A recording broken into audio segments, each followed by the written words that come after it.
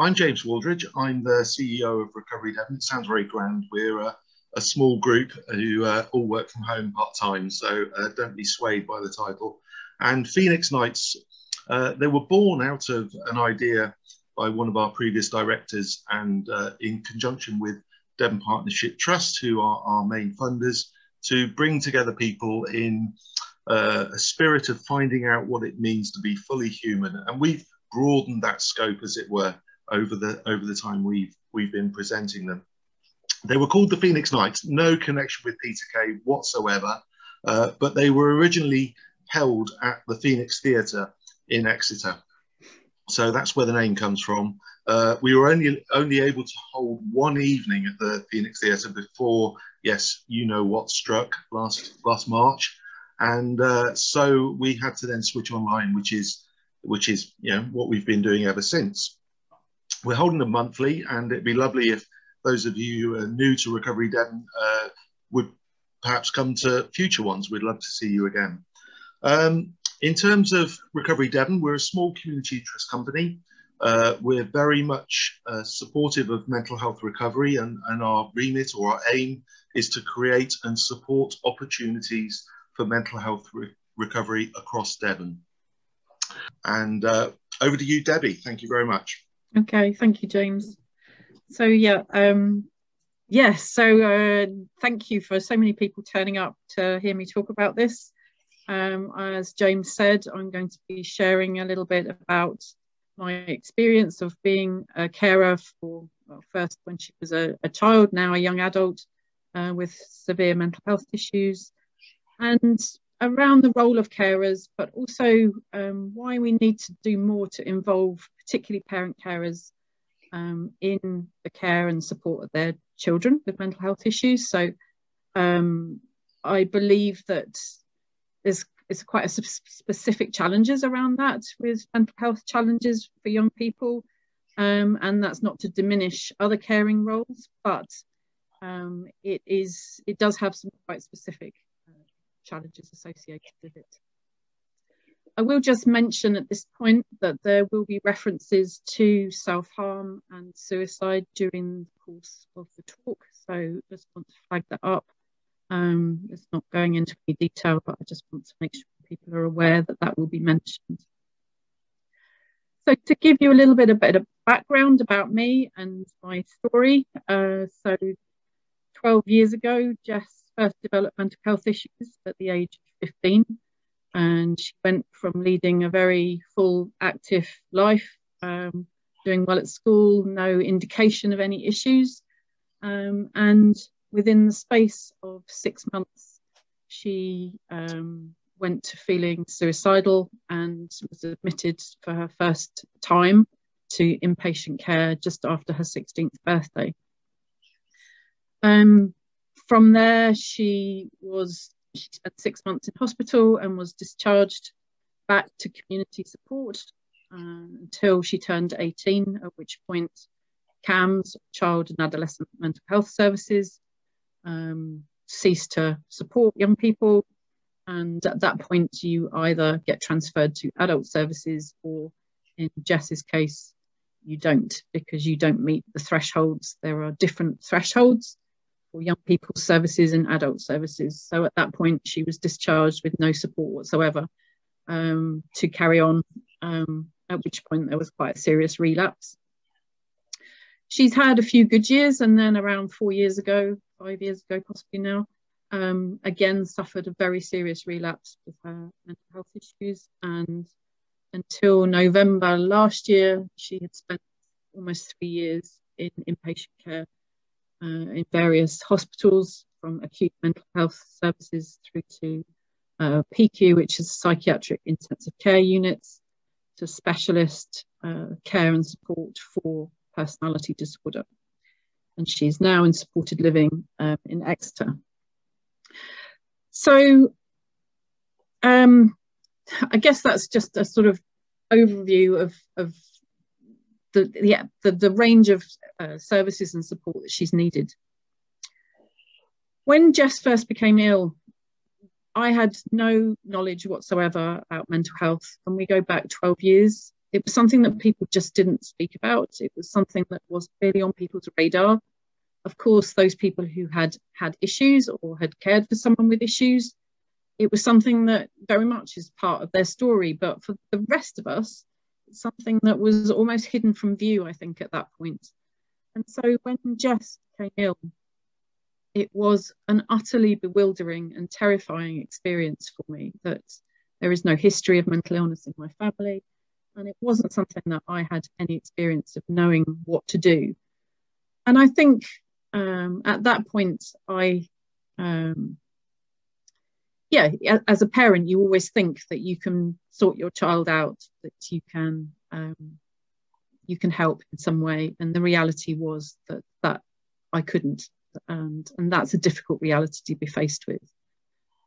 So before I go more into that story, I just want to say a bit about what's happened since for me. So as a result of my caring for Jess, in 2013, I first set up an early intervention peer support project for young people on the basis that I could see that there was more need for early intervention support for young people. Too many young people were falling below the thresholds for care. Too many young people weren't getting any help and support. And alongside the care and support for young people, I also realised very quickly that parents need their own support, and that even if young people are getting some support, the reality is that parents don't. And that's, I'm afraid, still almost the same now, 12 years on, that there's still not really a recognition that there is a need for parent carers to be supported. And I will talk more about that as we go through. In the last few years, I've become increasingly involved in different ways of parent carers involvement. So how can we involve parent carers more in the care of their children? So I work with Devon Partnership Trust, who James mentioned at the beginning, who are the providers of mental health care here in Devon. And I'm involved in various pieces of work, including how we can create a strategy for involvement of parent carers in relation to inpatient services. I also deliver training and have various other hats that I wear, and have added another hat to that, and that I'm doing a master's in mental health recovery and social inclusion at the moment. So, which is partly prompted by a recognition that to really make the changes that I see are needed and to get involved, I also, having lived experience is not enough. And partly I got involved in doing that because I'm just really interested in knowing as much as I possibly can to be able to make a change. So to talk a little bit about Jess and some of her challenges. So first, in her teens, she was diagnosed with having depression, severe depression and anxiety. She self-harmed, had an eating disorder. But in recent years, that diagnosis has changed to one of emotionally unstable personality disorder, a term that I loathe. And I think we have to do something about these labels because they're not necessarily very helpful for anybody. She also has a diagnosis of complex PTSD, post-traumatic stress disorder. And there are things around caring for people with personality disorder that are uniquely challenging, and also the way that mental health services should be supporting people with personality disorder is also quite a challenge and has to be managed in a different way. And in a way that's not surprising because we don't treat everyone with a physical illness in the same way. We accept that different physical illnesses need different responses, and I still struggle to understand why we think that a mental illness they're the same and we could just lump everyone together under one umbrella and expect the same treatments to work. They don't. What I also know is that through my own experience, but also pretty much everything I share this evening, I also know from the work I've done with other parents. So I ran a parent carer support group for 5 years, and also through the research that I'm studying for my master's, is that what I share here is not a unique story. This is something that is common to so many parents and so many carers as well. But I think my story is specific really to parent carers in many ways. And the first thing is around that title. I don't identify with this idea of being a carer. First of all, I was a parent, and Jess was 15 when she became unwell. And there's something about that that's quite difficult to get your head around. Is what am I doing differently as a carer that I shouldn't have already been doing as a parent? Because one of the things that I know is how much guilt and shame I experienced when Jess first became ill. Was this idea that in some way I was to blame. I had done something wrong. I should have spotted things sooner. All the shoulds were there about what I should have done to have stopped what happened from happening. And the reality is that I know every parent I've ever met has that same experience, that they blame themselves and also feel incredibly isolated by the experience of having a child with mental illness, because it's so hard for people to talk about. And I'm blessed with a very supportive family and also a great bunch of people, a community of people that I can connect into that have really helped support me through this process. But the reality is that many people don't have that. And so parent carers find themselves incredibly isolated.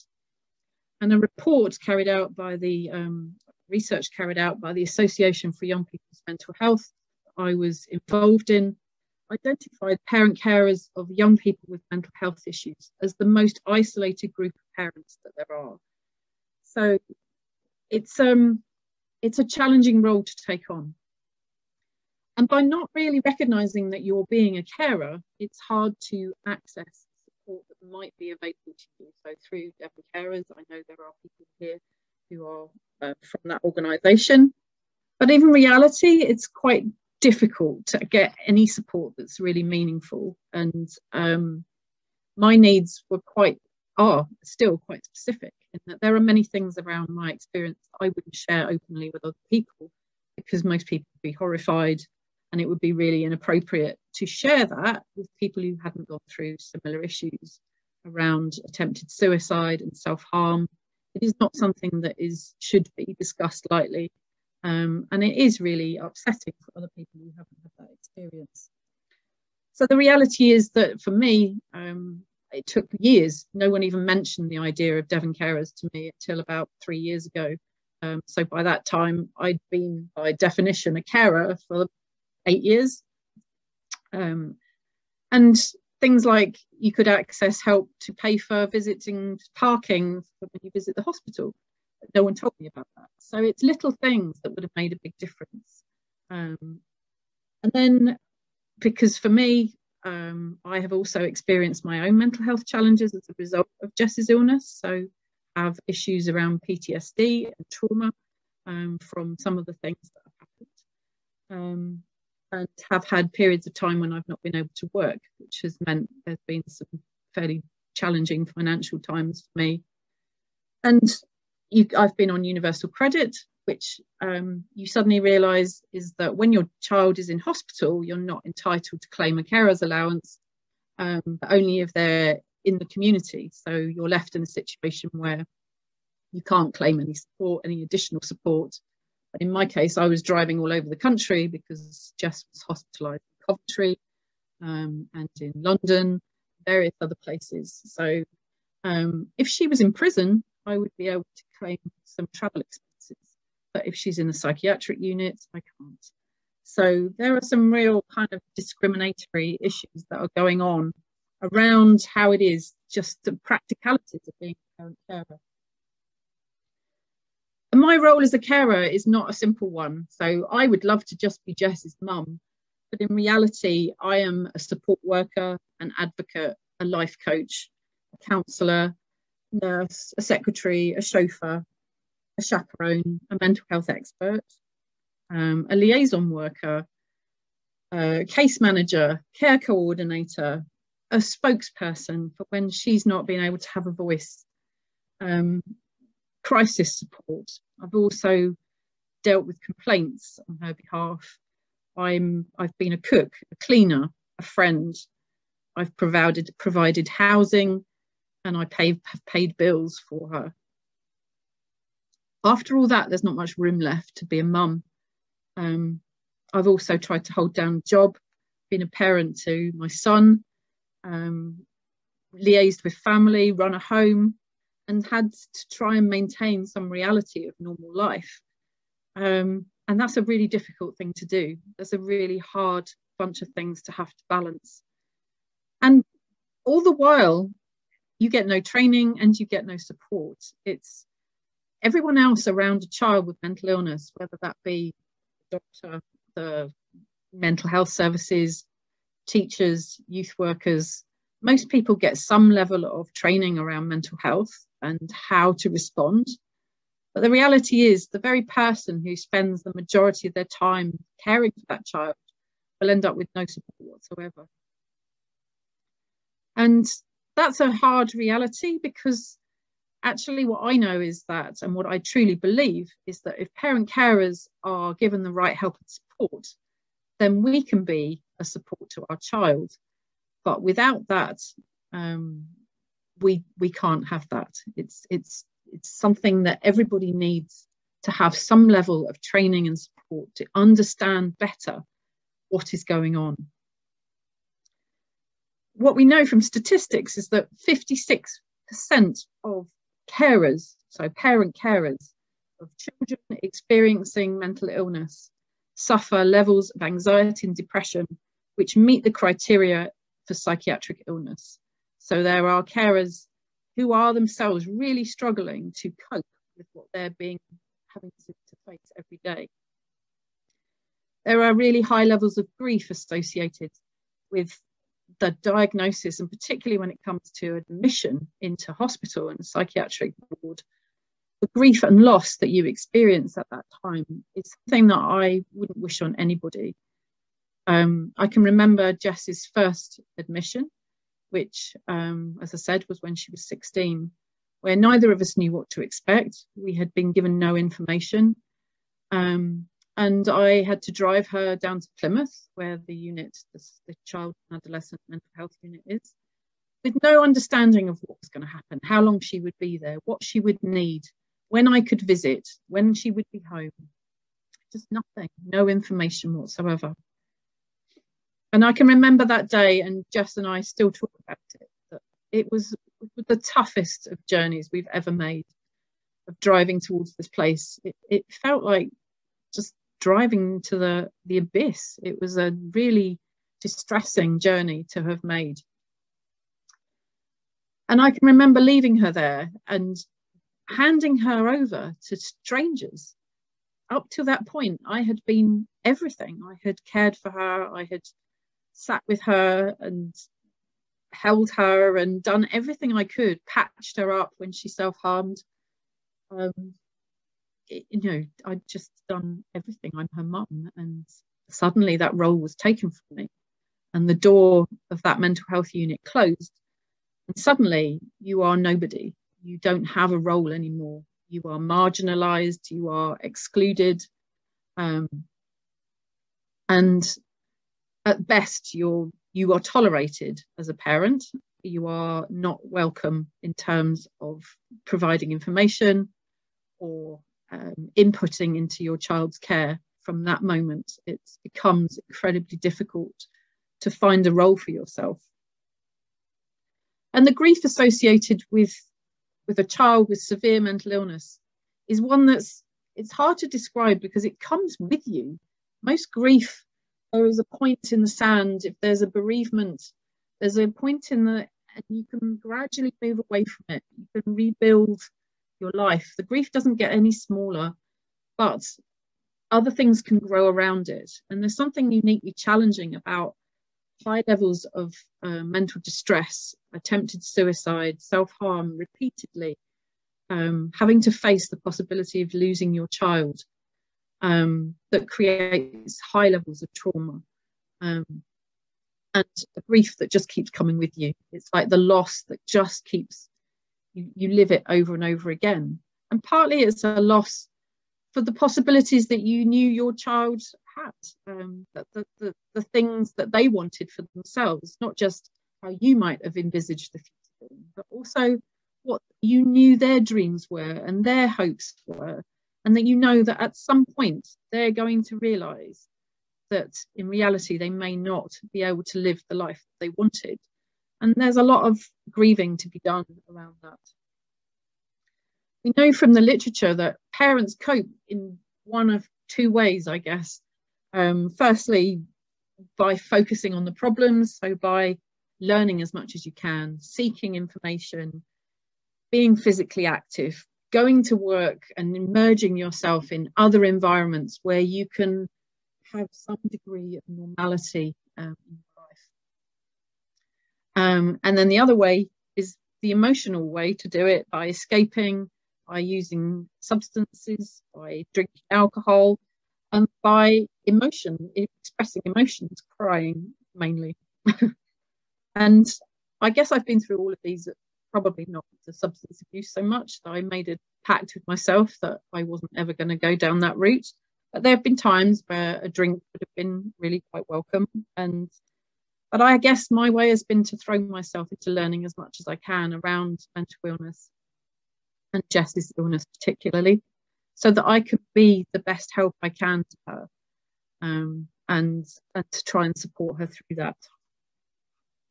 And I guess if you can't do the first, if you're not empowered to do the first, then you're more likely to do the second.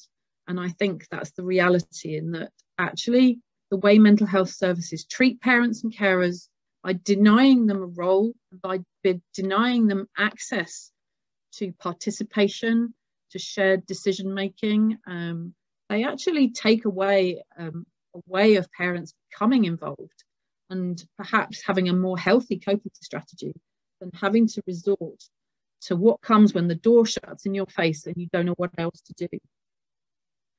So for me, there's lots of reasons why we should be supporting parents and carers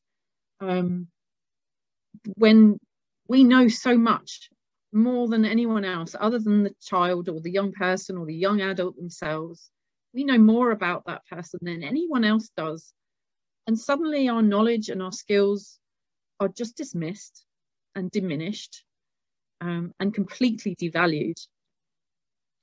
We're seldom consulted, we're seldom listened to, and yet, paradoxically, a young person will almost certainly come back to a family after being discharged from hospital and will be expected to pick up the pieces, often with no information, often not having been involved in the process of planning a discharge from hospital. So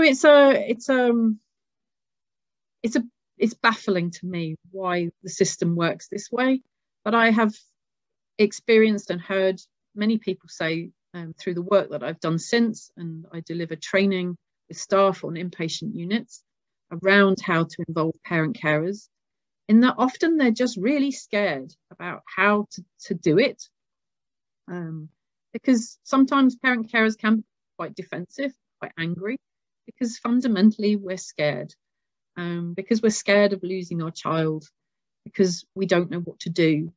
And often anger masks so many other emotions of what we really might be feeling. And what I've experienced is that if someone just takes the time to listen, my whole system will calm down, all my anger dissipates, and actually then we can have a conversation about what's really going on. And it makes such a difference.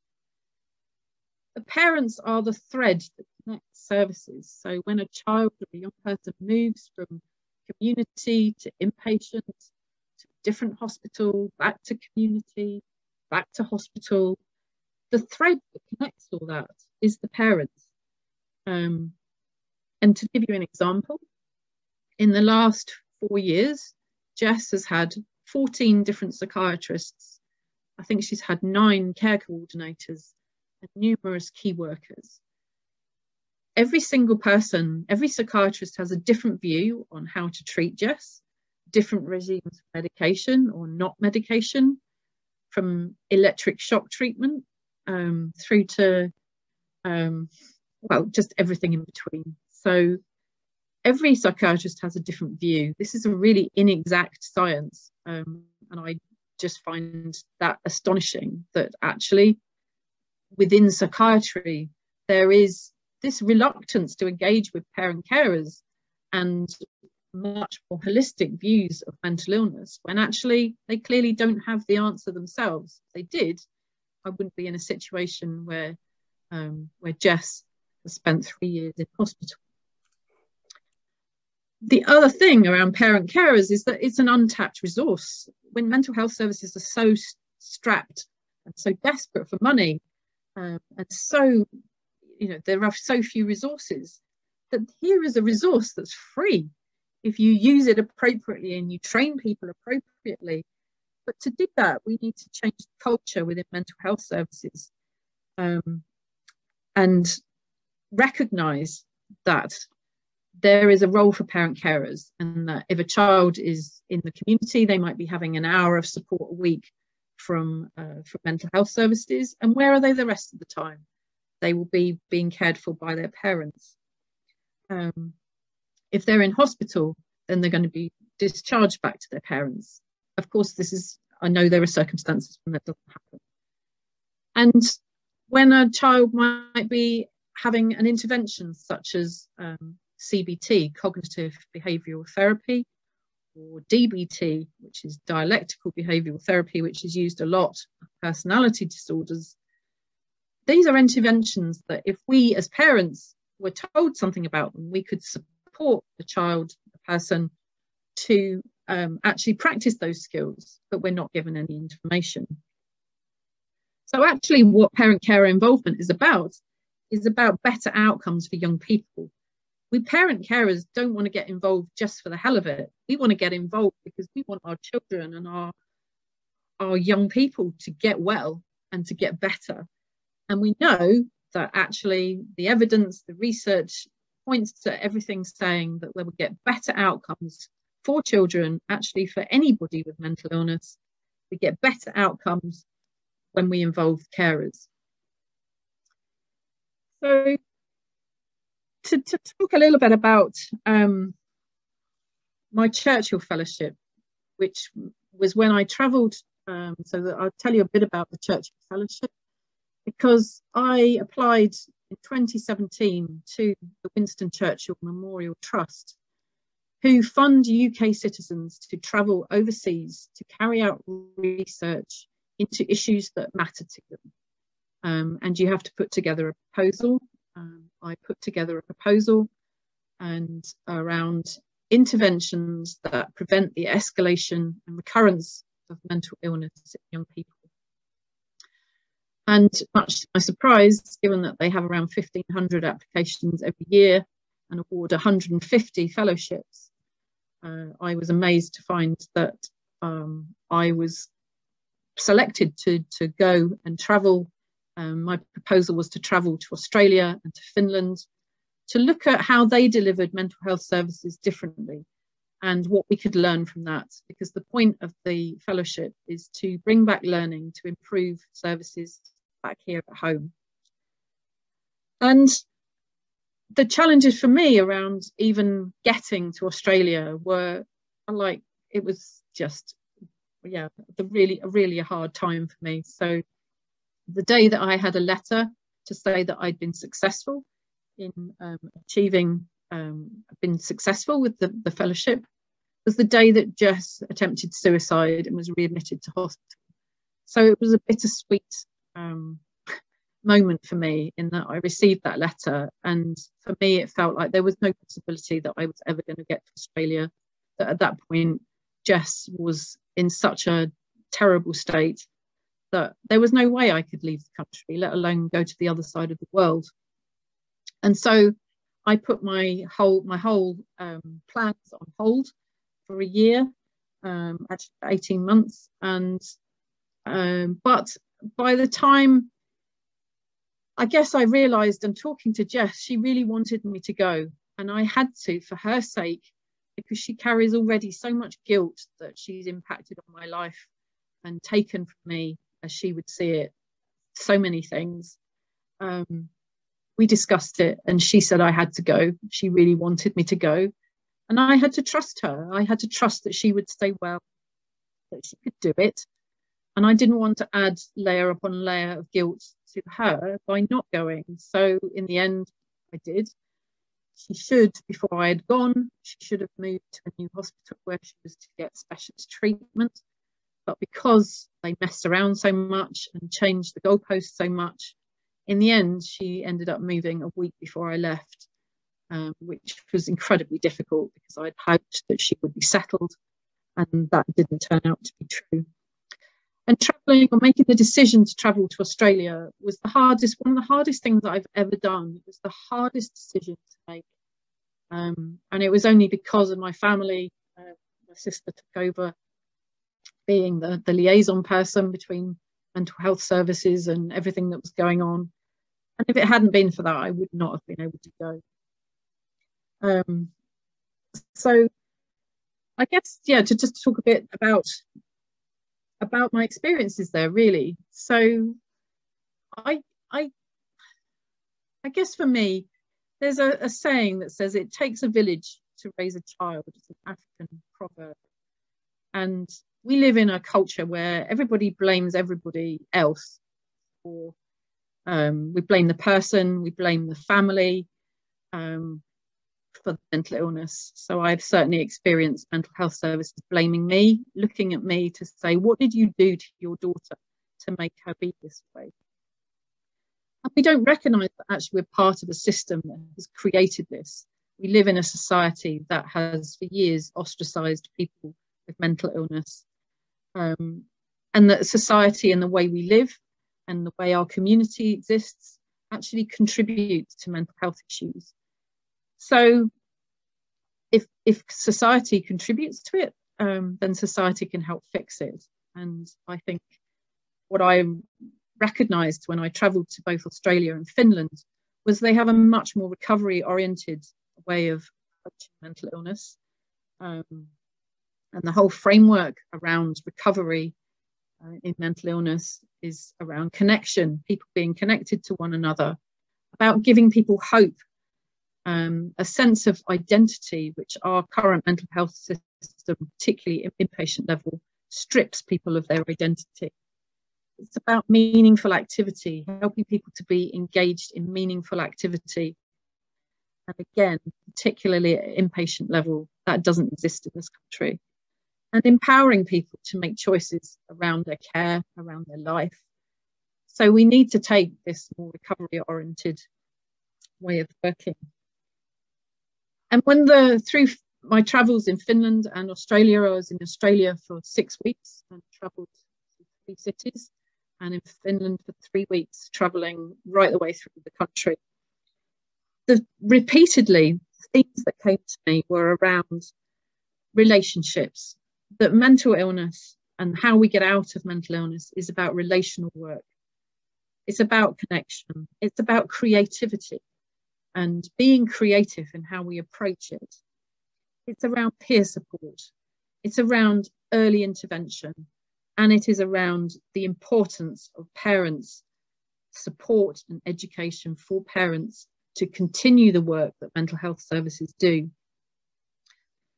And what frustrates me in this country is I hear repeatedly, we don't have the resources. And actually, a lot of it isn't about resources. A lot of it is about being willing to try to do it differently, being open and having the humility to say, we haven't got it right. We need to do it differently, and to be brave enough to follow that, and to not just tweak a service here and there, but actually to give it a proper overhaul. The first thing that interested me in both Finland and Australia was with their services. In Australia, young people are defined as up to 25. In Finland, they're defined as being up to 28, which completely changes the way mental health services are delivered. There's also a much wider integration of voluntary and community sector organisations with statutory services, meaning there's recognition that the mental health system in both of those countries know that they can't do it on their own, but provide support both financially and, you know, in terms of collaborative working. They work together to create better outcomes for young people. In this country, so I set up the project, which now operates as Headlight, We had to raise all our money ourselves. And even though Mental Health Services make use of that organisation, they've never given us any money whatsoever. The organisation that has supported me for the last 5 years by providing free counselling, and it's trauma-informed counselling, an organisation called ARC, which without them and without my counsellor, I would not have got through this. But they don't receive any statutory funding at all. They have to raise all their own money. And an organisation called Parental Minds that has been set up locally by another parent. She started it for the same reasons as me, that her daughter has health challenges, and she has seen how it is and how it needs to be different. Again, it's a struggle. Every day is a struggle to find the money to carry on the incredible work that these organisations are doing. Everywhere I went in Australia, every service I went to which cared for young people was filled with colour, was filled with creativity, was filled with young people's input, actually. They were co-designed services. They're involved in decision-making about the services that they create. There's a focus on early intervention, both within schools, around suicide prevention, a real focus on peer support, peer-to-peer in schools, but also mentoring, and really incredible programs doing mentoring with young adults who've been excluded. Mental health services have given up on them, but there are organisations working with young people and creating the most incredible results for them. So one organisation that focused specifically on young men who were at risk of going into the justice system, to becoming offenders, who have been excluded from everywhere. And this mentoring service was just awesome at what they were achieving with young people. And it was all around the young people. It wasn't focusing on their illness. It was all around their strengths. What could they do? And what could they achieve? So whereas our system is very much based on deficit, it's on what's wrong with people. The systems in Australia and Finland are not based around that. It's much more about where can we draw on people's strengths?